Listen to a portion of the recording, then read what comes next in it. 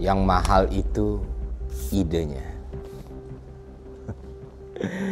Dari gue kecil sampai gue punya 2 anak kecil ya, gue nggak pernah setuju sama kalimat ini. Karena buat gue ide itu nggak pernah mahal, ide itu sangat murah, dan ide itu nggak pernah jadi kunci seseorang mencapai tujuan dan keberhasilan dalam hidupnya. Jadi yang namanya mendewakan ide dan menempatkannya sebagai altar yang menentukan nasib seorang umat manusia ataupun peradaban adalah sebuah kekeliruan yang luar biasa fatal menurut gue ya.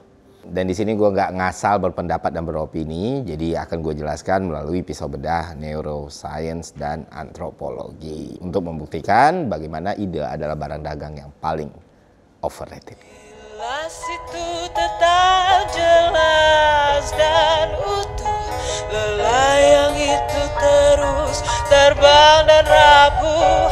Ini bukan tentang waktu, ini tentang kamu. Ini bukan tentang pilu, ini tentang kamu.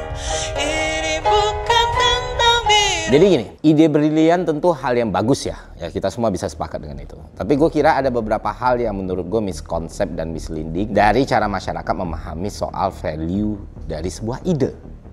Gini, katakan kalau lu nongkrong nih sama temen-temen lu, 5 orang aja gitu kan ya, nongkrong sampai pagi gitu, ngobrol, cerita dan lain sebagainya.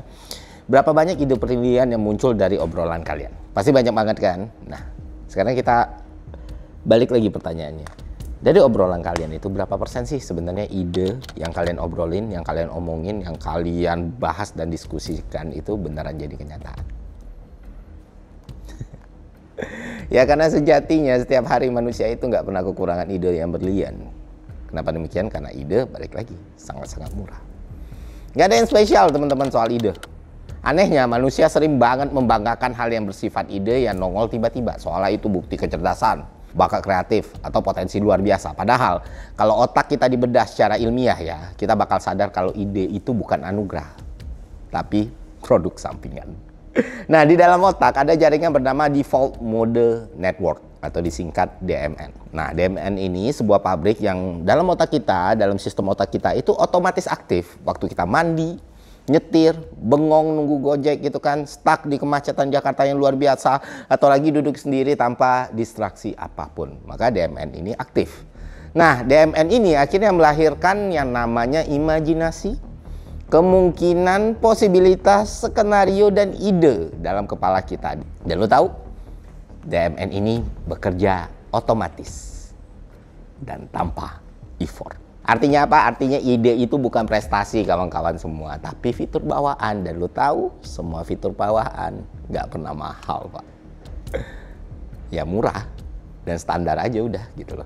Makanya kalau lu mau nyari-nyari ide yang mind blowing banget, ide yang luar biasa sekali, ya lu tanya aja orang yang paling banyak nganggur, paling banyak kerja, dan paling nggak ngapa-ngapain dalam hidupnya. Wow, kaget lu pasti. Banyak betul idenya gitu kan. Nah, kalau lu baca tulisannya Miller dan Cohen soal PVC ya, lu yang mendewakan ide selama ini bakal kesel sih. Karena neuroscience menunjukkan bahwa berpikir abstrak tentang ide berada pada energi rendah dibanding kerja terstruktur. Jadi, saat DMN aktif, otak sebenarnya dalam mode low cognitive load. Jadi semua orang bisa melakukannya.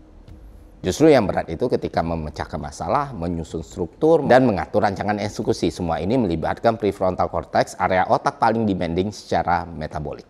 Nah, hal ini jadi tambah problematik lagi karena kita dihadapkan dengan masalah kultural masyarakat kita. Malas kerja, malas ngelakuin apapun, pengennya menciptakan ide, lalu dihargai dengan ide tersebut, di-value tinggi dengan ide tersebut, tanpa kausalitas, tanpa pengorbanan, lalu mendumel setiap hari betapa dunia nggak adil pada mereka. Berapa mereka harusnya dihargai lebih tinggi dari semestinya. Wake up lah.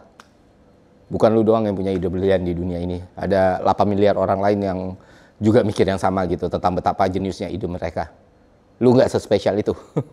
Karena pada esensinya kesempatan itu nggak selalu datang pada mereka yang memikirkan, tapi kepada mereka yang membuktikan, kepada mereka yang mewujudkan, dan mereka yang melakukan.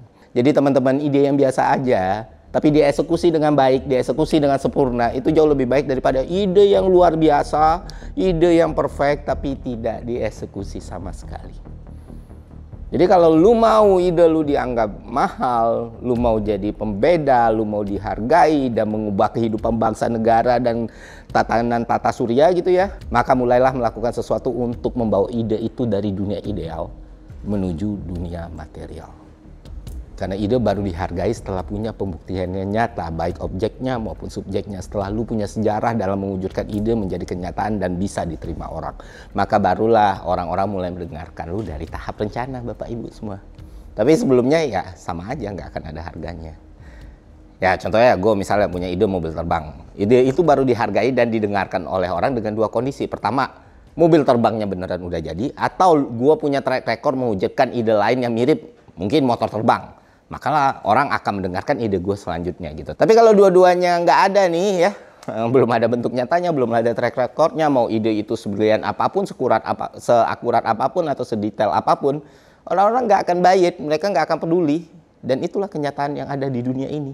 Jadi ya, get your ass up lah.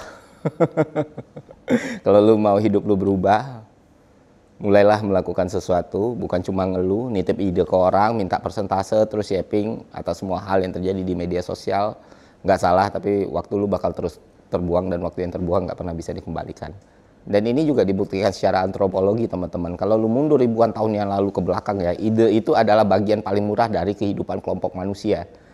Suku pemburu peramu itu tidak menghargai orang yang punya ide hebat, karena yang mereka butuhkan adalah orang yang beneran berburu, orang yang bisa membuat alat, orang yang bisa memimpin migrasi, orang yang beneran menyediakan sesuatu, atau orang yang provide gitu.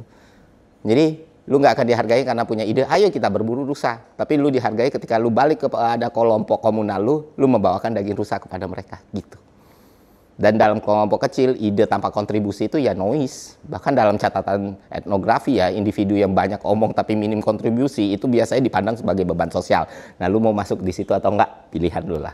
Karena di tulisannya Garvan and Hill tahun 2009, Human Nature, status sosial dalam masyarakat kuno itu dibangun dari kontribusi nyata, bukan dari retorika. Sederhananya, sejak zaman purba manusia tidak didesain untuk menghargai ide.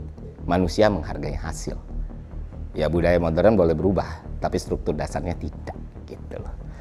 Lantas kenapa orang-orang terlalu memuja ide? Ada beberapa hal yang gue cermati. Pertama, soal ilusi potensial. Orang merasa punya ide berarti mereka punya potensi yang besar. padahal namanya potensi tanpa eksekusi ya fantasi lah. Kedua, social reward yang salah gitu kok. Lingkungan kita itu sering kasih pujian bagi orang yang visioner, padahal yang paling susah itu bukan visi, tapi bagaimana realitas pelaksanaan visinya. Terus ketiga, orang-orang merasa lebih aman kalau mereka punya ide daripada melakukan sesuatu yang membuat mereka punya resiko untuk menanggung kesalahan. Pernah nggak lu sadar kalau banyak orang jago banget ngomong, bikin konsep atau ngelempar visi, tapi begitu proyeknya jalan ada kemungkinan salah, mereka tiba-tiba kabur, ngilang, atau ngoper tanggung jawabnya kepada orang lain. Nah ini makanya orang lebih menghargai. Dan ini terjadi karena mereka ngerasa lebih aman gitu buat menciptakan ide daripada menjalankan ide. Dan terakhir, karena media sosial, media penuh cerita inspiratif tentang ide berlian.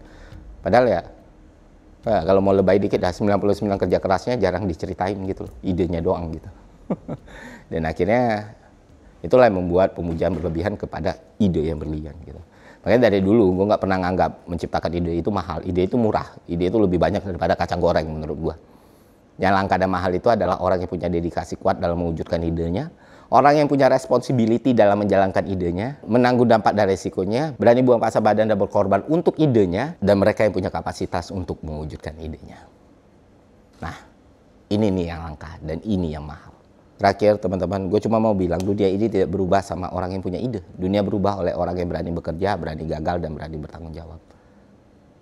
Dan mereka yang berani membayar harga-harga tersebut adalah mereka yang mengubah realitas. Itu aja dari gue, semoga bermanfaat. Sampai jumpa di konten selanjutnya. See ya.